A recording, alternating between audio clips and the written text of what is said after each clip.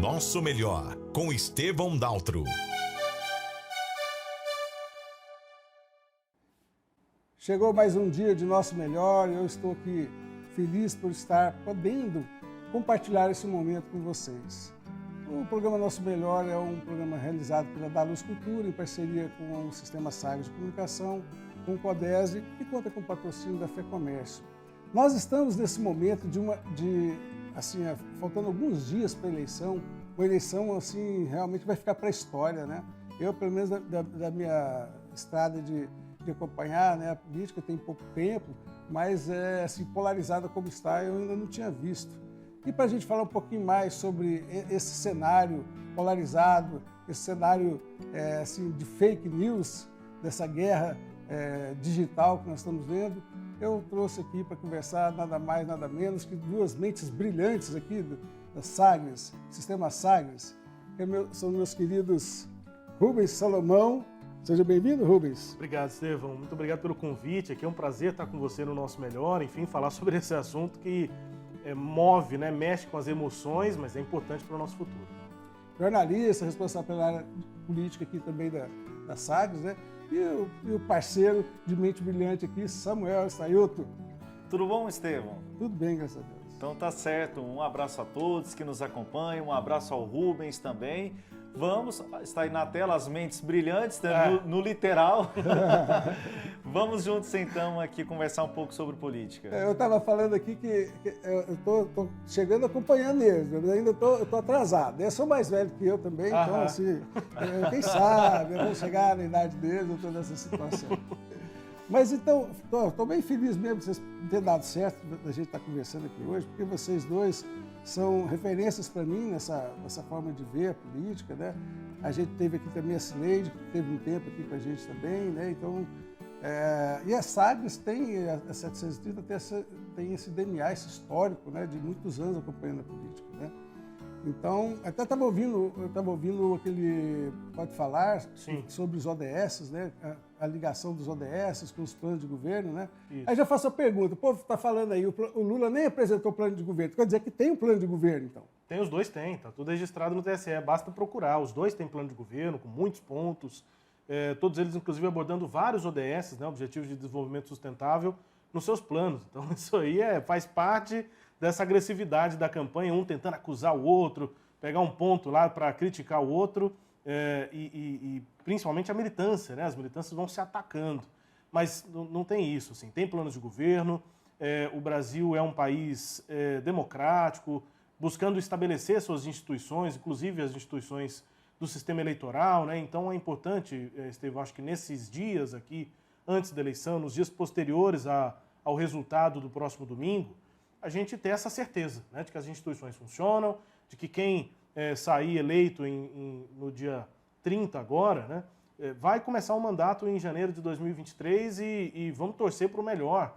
E se tiver problemas também, quem esteja do outro lado, faça as críticas e o sistema político vai continuar funcionando nessa sua breve história, né, desde a redemocratização. A gente está ainda consolidando essas instituições, acho que é importante isso. Então, sim, tem plano de governo, o Tribunal Superior Eleitoral busca, né, isso dos candidatos e tem, sim, as propostas. Eu faço o convite aqui, você citou, a edição 206, né, do Pode Falar, a última edição, a penúltima edição antes do voto, né, antes desse dia 30, estávamos lá, eu, Samuel Estraioto, que está aqui do meu lado, e também o Rafael Rodrigues, analisando se tem, se não tem, se tem profundidade nas propostas, se não tem profundidade. O que a gente concluiu é que os dois planos de governo existem, mas quando se trata desses objetivos, né, que a gente aqui são uma referência para a gente na Sagres, né, porque a gente é integrante da Agenda 2030 da ONU, quando a gente começa a olhar com a ótica dos ODS, os dois planos de governo são tanto quanto genéricos, viu, Estevam?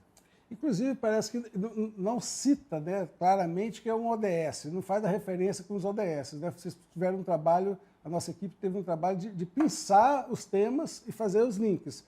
Mas o plano fala sobre a ODS, faz essa ligação com o mundo ou não? Não, Estevão, não fala, né? Há alguns apontamentos, e esses apontamentos eles são no sentido assim, tem lá uma proposta, por exemplo, quando se fala em agricultura sustentável, Os dois planos de governo, eles tratam isso, né? Agricultura sustentável. Mas aí não aponta, por exemplo, está ligado ao ODS 2, não é? Nominalmente, Fome Zero e a Agricultura Sustentável.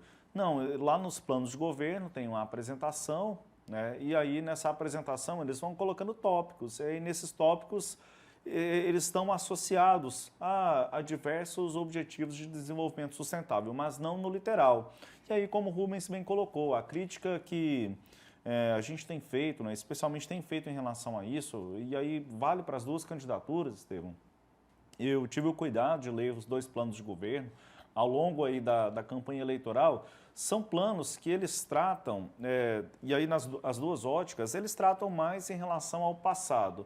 No caso do presidente Bolsonaro, aquilo que ele fez, né, que ele entende que foi feito durante o seu governo.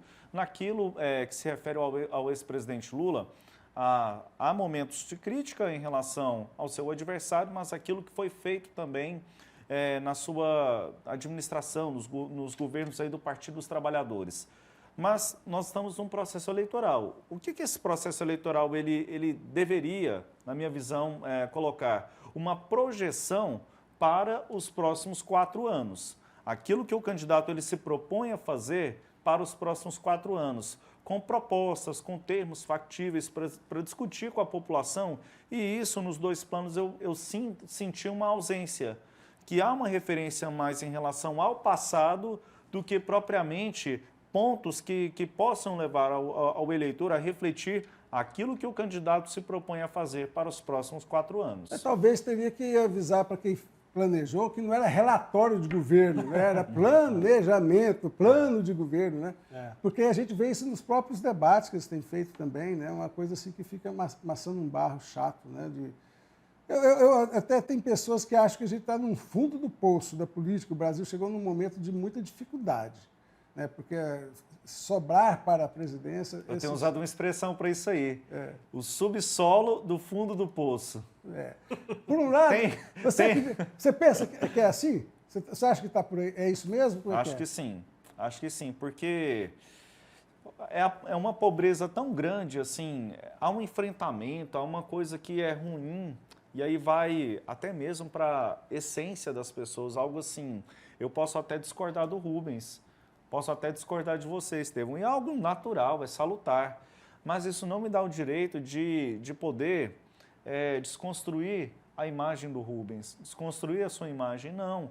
Eu posso desconstruir o seu argumento, mas não a sua essência, não a sua figura. E o que a gente tem visto no decorrer dessa eleição é isso. Há tentativas de desconstrução com falsas informações de ambos os lados, né, em muitos casos, e sem propostas, e sem argumentos. E aí, grupo de WhatsApp, da família, aquela coisa... Desce para... Não fica só entre os candidatos, não. Desce o povo, essa guerra, eu acho que isso né? é o principal, né? Eu acho que o principal é esse clima que fica entre as pessoas. A convivência está muito difícil mesmo, assim. Agora, eu concordo com o que vocês estão dizendo, eu não duvido só quer dizer que possa piorar. Tem pessoas que falam isso, estou perguntando se vocês pensam assim. Então, eu entendo esse pensamento, acho realmente que a gente está numa pobreza muito grande de argumentos para um debate político. Mas eu também consigo enxergar aspectos positivos. Porque quando a gente... Lembra do Tiririca, a primeira eleição dele, quando ele dizia um slogan dele, era pior do que tá, não fica. Então vote no Tiririca, lá em São Paulo. Foi inclusive o deputado federal mais votado naquela época, um fenômeno de votos, né? Isso foi o quê? 2014 ou 2010? Não me lembro agora especificamente, mas já tem um bom tempo.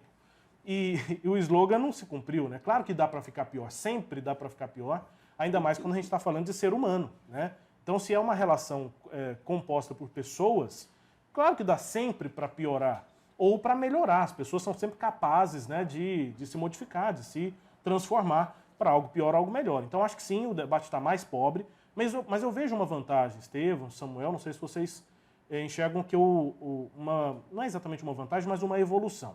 Naquela época do Tiririca, e ele ter sido um fenômeno de votos, as manifestações de 2013, aquela insatisfação geral com praticamente tudo, a época final, né, do governo do PT, final porque em 2016 já veio o impeachment, enfim, havia uma insatisfação com tudo, com a corrupção, com os esquemas, com o aumento da passagem de ônibus, estava tudo meio ruim, e a gente olhava para o cenário político e via que não dava para ficar pior. O slogan do Tiririca materializava esse sentimento de que estava muito ruim. Ou seja, as pessoas se afastaram da política e aí de lá para cá, esse movimento político está sendo inclusive alvo de livros, né, de teses aí, de mestrado, de doutorado, tem muita gente boa pesquisando o que aconteceu na sociedade brasileira, principalmente de 2012, 2013 para cá. O que eu consigo observar é que as pessoas deixaram esse lugar de achar que política é ruim. Eu acho que as pessoas conseguiram entender que o jeito para melhorar, para não ficar pior, como dizia lá o Tiririca, é se envolver com política. Então é você entender que o seu candidato é Jair Bolsonaro, é do PL, com essas alianças, esse aqui é o melhor candidato. Ou então você entender que o melhor candidato é Lula, do PT, com essas alianças, e com essas propostas, e você se envolver nisso. Ao contrário lá daquele processo de 10 anos atrás, 9 anos atrás, em que as pessoas estavam dizendo, isso aí é tudo ruim, estão todos errados, não vai dar certo nunca.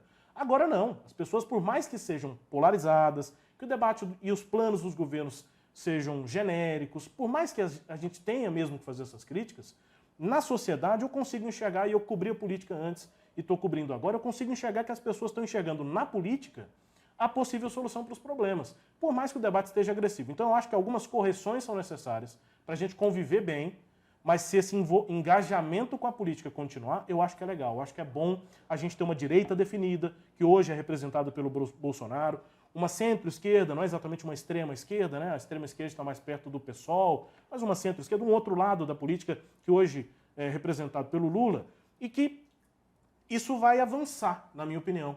Como existe a nossa democracia recente, eu falei agora há pouco, né? Na sua redemocratização, mas é o que existe, por exemplo, na Inglaterra, no Reino Unido, tem um partido conservador e trabalhista. Nos Estados Unidos tem um partido democrata e republicano, e o debate político vai se somando, ele vai evoluindo. Eu tenho a impressão de que se o Brasil, né, se a gente tiver maturidade para depois dessa crise toda, pessoal mesmo, a gente avançar para um engajamento político produtivo, eu gosto de ter uma esperança de que a sociedade vai ser mais construtiva. É uma visão legal, porque assim, de repente, esse subpoço do poço, do fundo do poço, né? O subsolo do poço. O subsolo do poço foi um pouco atrás e a gente está tendo já uma reação das pessoas, né, nesse sentido. Realmente as pessoas estão participando mais. Ainda de um jeito assim meio infantil, meio assim, donos da verdade, porque o problema que eu vejo, sabe, é que a gente pode pensar diferente. O problema é eu achar que eu sou dono da verdade. Aí se eu sou dono da verdade, o que você fala eu não ouço e só fico falando. E você acha que é o dono da verdade, o que eu falo você não ouve. Exatamente. Então eu acho que tem que ter essa... Mas eu acredito que é uma maturidade que aos poucos, né, o brasileiro pode adquirir, de falar de temas com opiniões diferentes, mas... Peraí, deixa eu ouvir se o Rubens está falando diferente, deixa eu ouvir pelo ângulo dele. Ontem eu estava conversando com um amigo meu que ele lembra, então mandar um abraço para ele aqui, Guilherme. Nossos debates estão cada vez mais ricos, porque eu não gosto, só com ele que eu faço, porque ele é muito inteligente, eu gosto de conversar com ele, e ele é da área da música, mas ele estuda muito, né? E assim, a gente conversando sobre esse lado. Cada situação tem pelo menos 360 graus de compreensão, se você pensar num plano só. Então, quer dizer, a mesma situação que está acontecendo, cada um tem um jeito. E eu fico impressionado que, às vezes, os argumentos das pessoas, quando elas estão falando contra um candidato, serviria exatamente igual para o outro candidato, né? É um negócio assim, mentiroso, mas os dois são mentirosos. Ah, corruptos, os dois têm prova de corrupção aí. Fica um negócio assim... o que é que você acha que era uma coisa que estava reprimida no brasileiro e agora soltou-se com muita força e com muito, assim, esse lado, vamos dizer assim... Agressivo. A gente vê aí, né, a briga... Donos da verdade, né? A briga do quanto pior, né, melhor, em muitos casos, para defender a sua posição, para mostrar, Rubens, eu estou certo, você está errado. Ah, mas fulano fez isso e aquilo. Rubens, eu estou certo, você está errado. E aí você sustentar essa posição.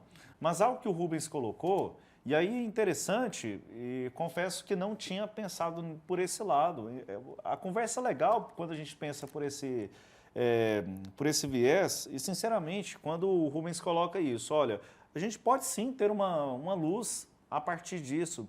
E aí, quando a gente pensa, por exemplo, muitas questões ligadas ao judiciário, antes as pessoas não estavam preocupadas com isso, não é? Em relação se o judiciário fez ou aquilo. Hoje não. Hoje nós sabemos, por exemplo, nomes dos ministros lá do Supremo Tribunal Federal, coisas que eles discutem que interferem nas nossas vidas diretamente, entre outros pontos. Isso também... Quem é indicado por quem? Quem é indicado por quem? Qual é a forma de indicação, inclusive, que é o presidente da República que faz a indicação, que tem uma sabatina no Senado.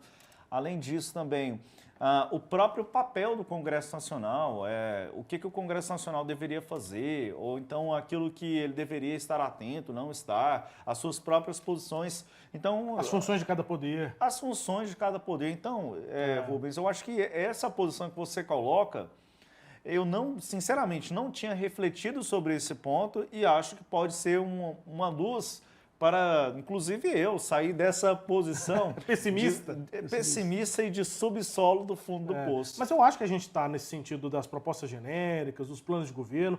Acho que os planos de governo nas eleições passadas, anteriores, todas presidenciais, todos eles estavam mais bem construídos, assim, pensando no que seria, olha, no meu mandato vai ser assim. E nesse, muito menos. A gente fala, no meu mandato foi assim. Nos meus 4 anos, no caso do presidente Bolsonaro, foram assim. Nos meus 8 anos, né, no caso do Lula, foi assim, olhando para o passado. Então, acho que nesse sentido de proposta, a gente está realmente num deserto. Né? Há um deserto de propostas. Mas, sobre essa luz, eu acho que a gente vai enxergar ela mais apagada, ou então acesinha, né? Nesse sentido de que a democracia está fortalecida, de que os lados estão definidos e cada um tem suas posições, mas que o debate é maduro, em 2026.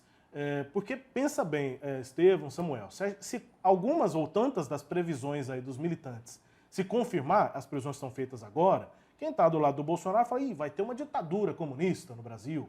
Quem está do lado do Lula fala, mas vai ter uma ditadura de direita, vamos virar o fascismo e tal. Gente, é um exagero muito grande. Vamos esperar então 2026. Será que a gente vai estar lá em 2026 e não vai ter nem eleição? Será que se o Bolsonaro for reeleito em 2026, nem eleição vai ter? Vai ser já uma ditadura fascista de direita. Ou se o Lula for eleito, será que em 2026 não vai ter eleição? E aí o Lula já vai estar igual o Chávez na Venezuela. Ou o Bolsonaro vai estar igual o Chávez na Venezuela. Porque lembremos, né? Venezuela, controle de Forças Armadas, controle do Parlamento e do Supremo, da Suprema Corte lá na Venezuela. E há ameaças dos dois lados, né? Tanto de um lado a outro. Então, assim, acho que essa luz vai estar mais clara em 2026. E aí eu volto ao que eu disse. Eu acredito nas instituições brasileiras. Acho que a justiça eleitoral, acho não, isso é fato, né? O governo dos Estados Unidos pode ser republicano ou democrata, ele apoia as eleições do Brasil, tanto um lado ou outro. Os trumpistas ou os democratas, né, os republicanos ou os democratas, apoiam aqui o resultado das eleições brasileiras. Então essa polarização, ela está só aqui entre a gente, se vai respeitar ou não o resultado das eleições. Então as instituições estão se fortalecendo e a gente vai chegar daqui 4 anos, em 2026, tendo de votar de novo. Então pode ser o Lula, o Bolsonaro, quem for, né, a Marina Silva, o Ciro Gomes, quem for o nome da vez, a gente vai ter eleição de novo, não teremos ditadura. Isso é tudo fake news, é tudo exagero. Eu entendo a emoção envolvida, mas é exagero. A gente já teve o governo do presidente Bolsonaro, a gente já teve o governo do ex-presidente Lula, não virou ditadura nenhum dos lados. Eu acho que o Brasil, o povo, por mais que seja muito pacífico e tudo, não admite hoje, não vai admitir não admite uma ditadura. E outra, a comunidade internacional.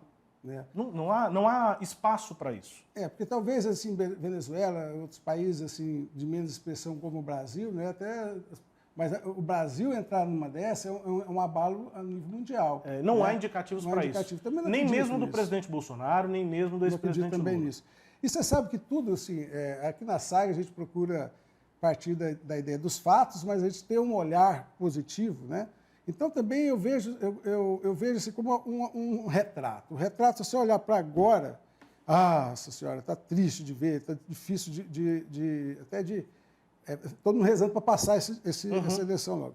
Mas se você olhar para o retrato para trás um pouquinho, igual você já trouxe um cenário, que aí já dá para fazer uma comparação. E se você olhar para trás, mais para trás, a gente vê que a gente está evoluindo. Só que eu vejo que a evolução, Rubens e Samuel, ela não é uma linha reta. Às vezes a gente acha que está voltando atrás. Não, eu vejo que ela é uma espiral, que às vezes dá um movimento, faz um avanço, aí tem puxa, aí retrocede, vem de novo, esse novo avanço vai mais na frente. Então a gente vai evoluindo, porque se você olhar para a humanidade em si, a democracia, pouco tempo atrás, nem existia. Né? Eram os bárbaros entrando, invadindo, eram os romanos entrando, invadindo, eram os franceses entrando invadindo. Quer dizer, hoje nós Não, e estamos depois num mundo. disso o absolutismo, que era um rei. E fim de papo. O cara nasceu rei, nasceu E filho fim de de rei, papo. vai ser rei. Isso. Então, se você for olhar assim, abrir o espectro assim, para trás, assim, nós estamos assim, evoluindo. Mas ainda é muito infantil, né? Vamos dizer assim, uma democracia muito de boca e na prática ainda tem muita coisa para melhorar. Mas até que ponto é a responsabilidade do cidadão? Até coloquei o título do programa hoje, Eleições 2022. E eu com isso? Né? Porque você acha que as pessoas hoje, até que ponto é a responsabilidade do cidadão o governo que a gente tem? Aí a parte, né, que eu sempre tenho feito essa referência. O cidadão, ele precisa aproveitar esse momento para poder nivelar o debate, não por baixo, mas por cima mesmo, avaliando o que esse candidato, seja qual for, pretende fazer. E mesmo que o seu candidato, o candidato da sua preferência perca, não é apenas dizer, o meu candidato perdeu, né, o outro é ruim, nada vai dar certo, não. A gente também tem que ter aí a visão para poder filtrar mesmo aquilo que é bom, aquilo que talvez não me agrade, mas pode refletir em benefícios para uma sociedade. E a história, eu concordo contigo, eu entendo que ela também é uma espiral e vai se ajustando. E qual é a responsabilidade? Vocês falaram um pouco a respeito aí do Brasil inserido no cenário internacional. O próximo presidente, seja qual for, se Lula ou Bolsonaro, vai entrar no contexto, muito provavelmente, de recessão a nível mundial. Então, o Brasil, o eleitor, ele precisa sair nesse instante desse debate e pensar assim, quais são os desafios que o próximo presidente vai precisar certamente enfrentar. E um deles é a nível mundial. É uma possibilidade de recessão, por uma série de fatores de ordem macro e microeconômica, no nosso cenário interno também. O primeiro ano, geralmente, é um ano de ajuste de governo. Se o presidente Bolsonaro ele vencer, certamente vai fazer ajustes aí em relação àquilo que estava sendo desenhado até então. Se o ex-presidente Lula vencer as eleições, certamente pontos serão revistos. Então, o primeiro ano não é um ano fácil para a administração. E aí o eleitor precisa observar isso e também ter a paciência necessária em relação a esse primeiro ano, seja qual for eleito o presidente da República. E sobre a pergunta, Estevão, e eu com isso, né, eu acho que o que o senhor falou numa avaliação anterior, ela tem relação direta com isso, né? As pessoas estão sabendo mais como tudo funciona. Qual é a função do STF, criticado ou não?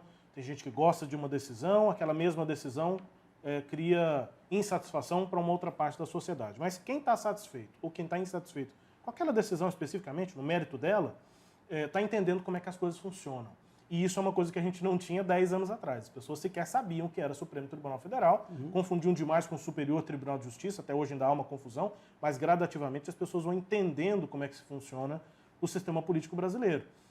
E eu acho que o desafio é sempre esse. Daí a minha expectativa, minha esperança de ver uma luz no final do túnel, é que a população brasileira, de direita, de esquerda, de centro, do lado que for do espectro político, tente sempre encontrar o melhor sistema democrático possível. É com STF, presidente e Congresso? Não é.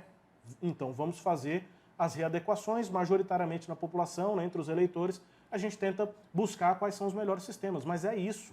E aí eu dou exemplo de outros países, né? A gente está agora numa crise política intensa no Reino Unido, com aquela estabilidade toda que os britânicos têm. Tem a monarquia, a rainha faleceu, depois de tanto tempo. A primeira-ministra mais rápida da história, né? A Liz Truss. Uma Então, bala. o Partido Conservador tem uma piada, né? Saído do bloco europeu. Saído do bloco europeu. Então, assim, um momento de rachado, muito questionamento. Né? Muita gente não queria que saísse. O questionamento ao sistema britânico, ele ainda é muito minoritário na população. Ainda é. Ou seja, é assim que funciona. Tem a Câmara dos Comuns, que é o nosso Congresso lá para eles é a Câmara dos Comuns.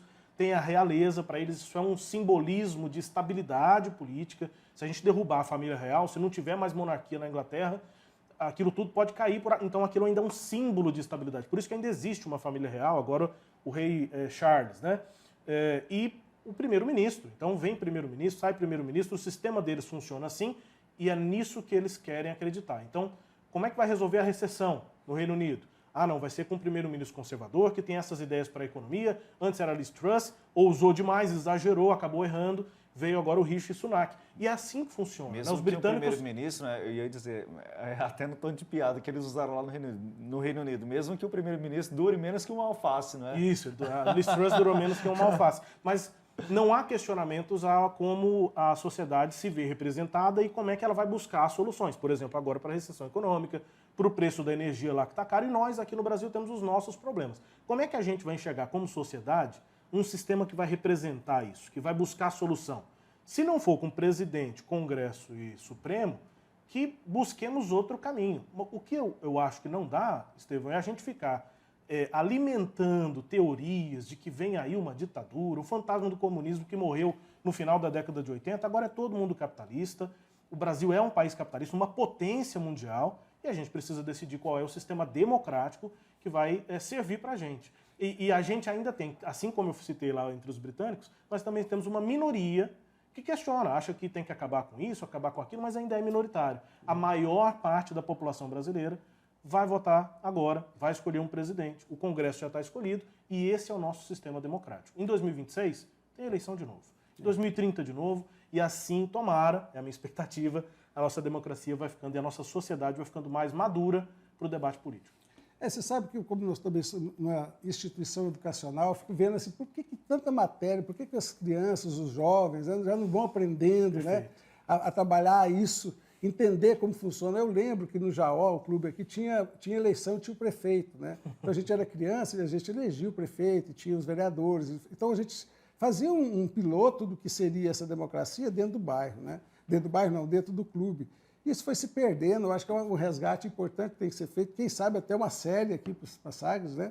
Falar um pouquinho, uma série explicando como que tudo funciona. Uhum. É uma coisa para a gente pegar essa onda positiva para que as pessoas se apoderem de mais informações para poder navegar nesse mundo da política com menos inocência, né? Porque às vezes assim as pessoas vocês devem receber um monte de notícia, a pessoa recebe e passa para frente.